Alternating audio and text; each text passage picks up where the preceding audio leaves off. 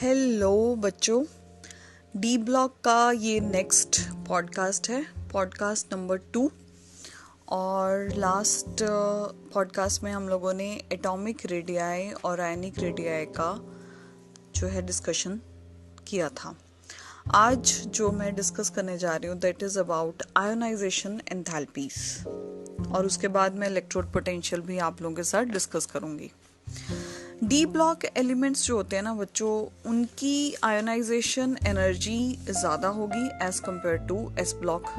The reason we all know very well. Periodic table में पहले S block आता है, फिर डी ब्लॉक आता है, उसके बाद पी ब्लॉक आता है। So as we move from left to right, atomic size decreases, so actually and quite obviously ionization energy should decrease because of the increase in nuclear charge. Slowly and slowly, n-1 means penultimate d orbitals are filled up, right? Effect of increase in nuclear charge is partly cancelled by increase in screening effect. So उसका result क्या निकलता है? Ionization energy increases along period of d block element is actually small, right. 5D की जो ionization energies होती हैं they are quite high than 3D and 4D transition series, all thanks to the great effective nuclear charge and because of ineffective shielding of nucleus by 4f electrons. Very important thing to understand.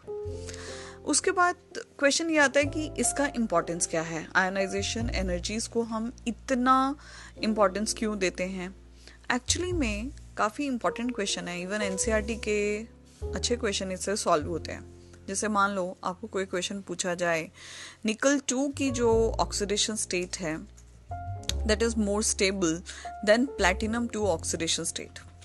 So अगर इसका data बच्चों देखो ना, निकल की जो sum of first 2 ionization energies है that is 2.49 into 10 raised to power 3, और प्लैटिनम के लिए sum of first 2 ionisation energies is 2.66 into 10 raised to power 3। Means nickel को कम एनर्जी देनी पड़ेगी अपने इलेक्ट्रॉन्स को रिमूव करने के लिए। So definitely quite obviously nickel plus 2 oxidation state हमें ज़्यादा देखने को मिलेगी। लेकिन इसका ऑपोजिट क्या हमें देखने को मिलता है कि निकल 4 जो ऑक्सीडेशन स्टेट है that is quite less feasible than platinum 4 oxidation state. The reason, उसमें भी हमें आयोनाइजेशन एनर्जीज की जो डाटा है वो हेल्प करती है। निकल 4 बनाने के लिए हमें जो एनर्जी चाहिए होगी, निकल 4 ऑक्सीडेशन स्टेट का मतलब क्या हुआ? 4 इलेक्ट्रॉन्स का रिमूवल, और उसमें कितनी एनर्जी लग रही है? That is 11.29 into 10 raised to power 3। Platinum 4 oxidation state means to remove 4 electrons one by one. We need sum of first 4 energies, that is 8.36 into 10 raised to power 3. Means just it is actually very less than nickel 4, right? So platinum 4 is thermodynamically more stable than nickel 4. So यही reason है कि K2PtCl6 is known to us. Or other factors which are responsible for the stability are enthalpy of atomization, hydration enthalpy, right? ये 2 factors भी काफ़ी ज़्यादा decide करते हैं कि आपकी ये पर्टिकुलर ऑक्सीडेशन स्टेट स्टेबल होगी कि नहीं होगी।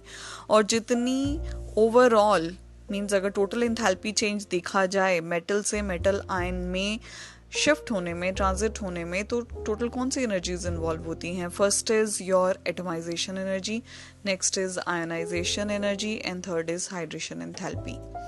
इन तीनों एनर्जीज का जोड़ का वैल्यू जितना ज़्यादा नेगेटिव होगा, ऑक्सीडेशन स्टेट उतनी ही स्टेबल मानी जाएगी। This is the nick point. Next important thing is about the understanding of standard electrode potentials. Standard electrode potentials की जो values हैं, अगर हम लोग 3D series की बात करें तो 3D series में electrode potential की जो value है वो continuously वेरी करती है. Like if we start from titanium, it is -1.63, then vanadium -1.18, chromium -0.9, manganese ये बढ़ जाएगी अभी -1.18, आयरन का -0.44 हो जाएगा, कोबाल्ट का फिर कम होगा -0.28, निकल is -0.25, and here exceptional behaviour is shown by copper, that is +0.34. And zinc is our exceptionally different, that is -0.76, that is all thanks to the completely filled d and s orbital. अब question ये आता है कि यहाँ variation इतनी क्यों देखने को मिल रही है इलेक्ट्रोड पोटेंशियल वैल्यूज में.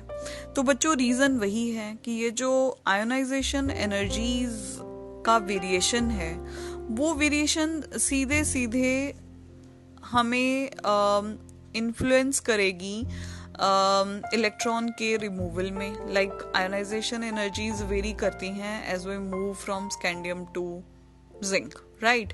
तो बीच में आयोनाइजेशन एनर्जी कांस्टेंट हो जाती है, ज्यादा वेरिएशन नहीं होता है. The reason is screening effect and the nuclear charge.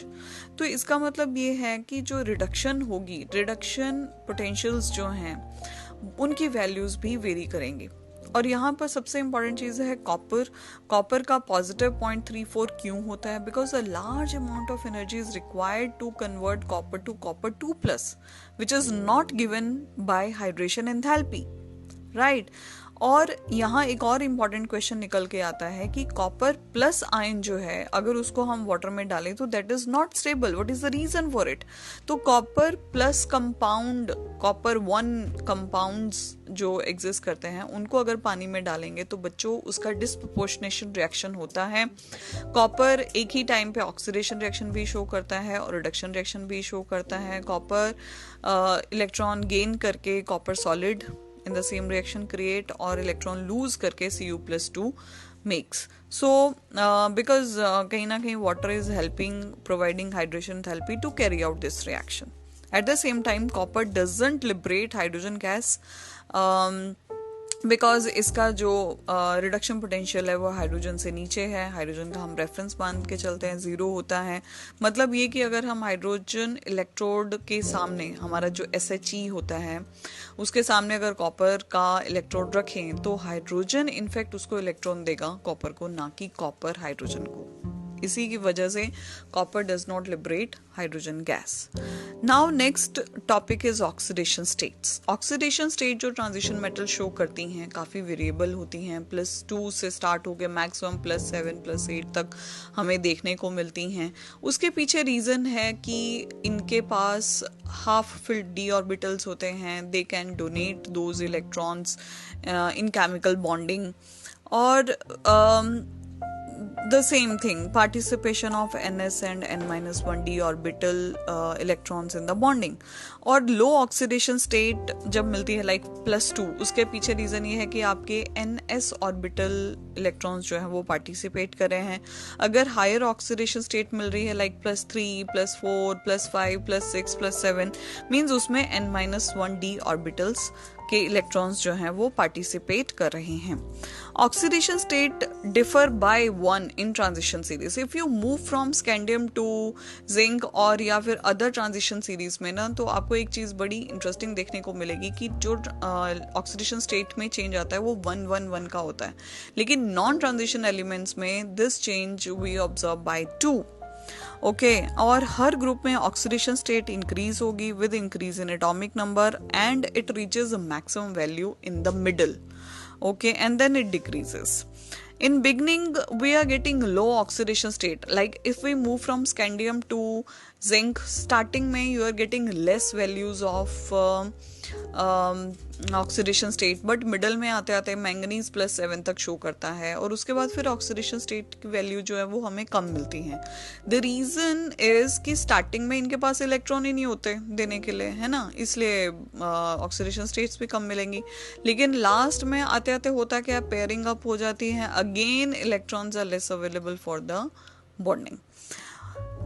Accept scandium for 3d+2 oxidation state जो है वो मोस्ट कॉमन मिलती है क्योंकि मोस्टली 4s जो है अपने इलेक्ट्रॉन लूज करता है. Transition elements in lower oxidation state like +2 and +3 generally form ionic compound, लेकिन जो higher oxidation state वाले compounds होते हैं वो mostly कोवेलेंट बॉन्ड बनाते हैं, कोवेलेंट कंपाउंड्स बनाते हैं. ऑस्मियम और रुदिनियम जो है वो हाईएस्ट ऑक्सीडेशन स्टेट शो करते हैं +8 की. निकल और आयरन जो है वो 0 ऑक्सीडेशन स्टेट शो करते हैं. क्यों और किन कंपाउंड्स में, वो हम कोऑर्डिनेशन केमिस्ट्री निकल कार्बोनाइल में पढ़ चुके हैं, NiCO5 एंड FeCO5 में.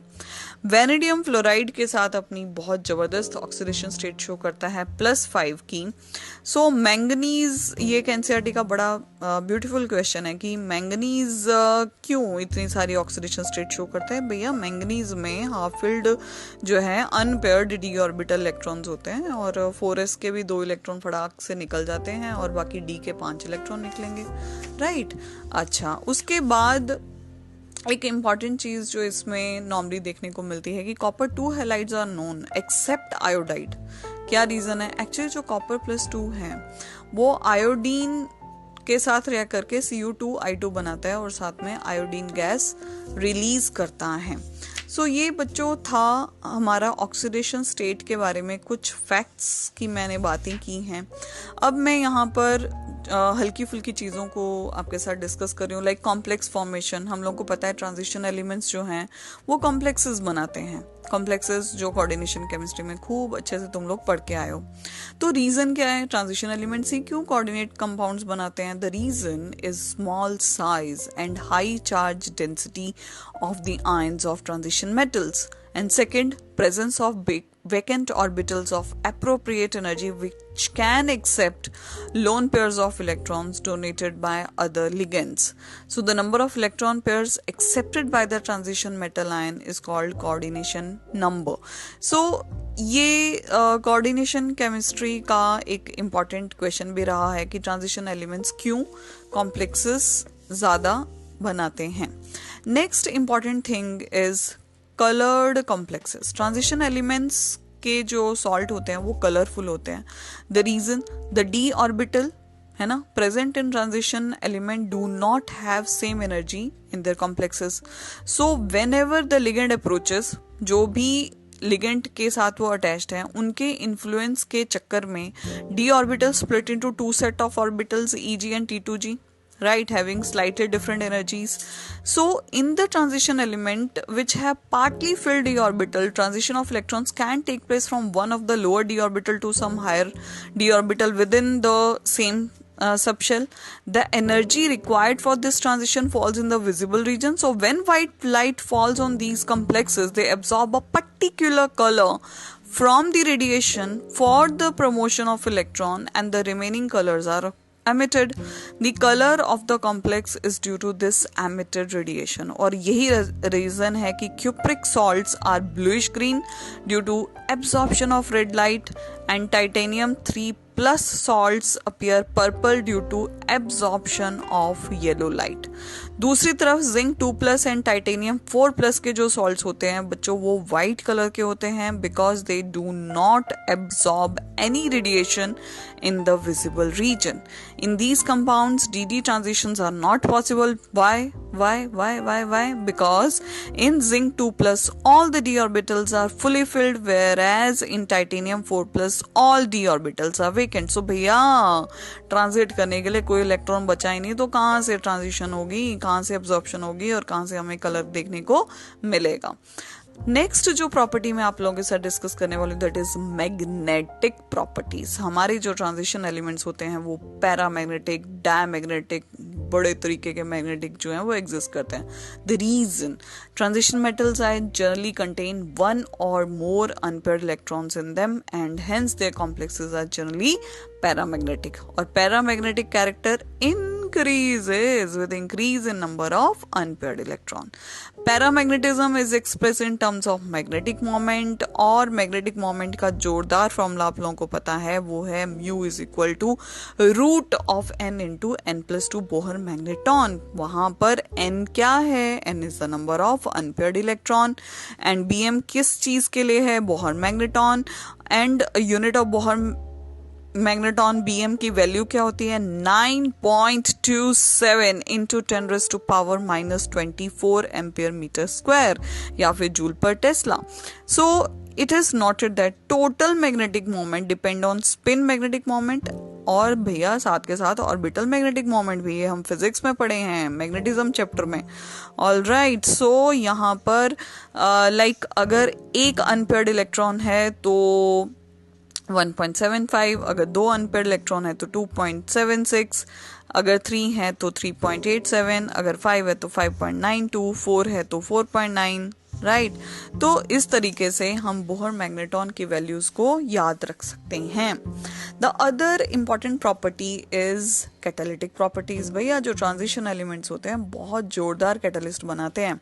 लाइक फॉर एग्जाम्पल अगर मैं अमोनिया बना रही हूँ by Haber's process, vanadium pentoxide V2O5 या फिर platinum act as catalyst for the oxidation of SO2 to SO3 in contact process. Ferrous sulfate and hydrogen peroxide Fenton's reagent are used for oxidation of alcohols to aldehydes. So क्या reason है जिसकी वजह से ये catalyst के जैसे behave करते हैं? Because of their variable valencies, transition metals sometimes form unstable intermediate compounds and provide a new path with lower activation energy for the reaction. So कुछ केसेस में transition metals provide a suitable surface for the reaction to take place. The reactants are adsorbed on the surface of the catalyst where reaction occurs. So adsorption results in increased concentration of reactant at the surface, and at the same time it also weakens the bond between atom in the reactant molecules. आपके जो D block elements हैं वो काफ़ी हद तक atomic sizes उनके same होते हैं. ये हम एटॉमिक रेडियस में बहुत अच्छे से पढ़ के आए हैं, उनके रीज़न भी पढ़ के आए हैं.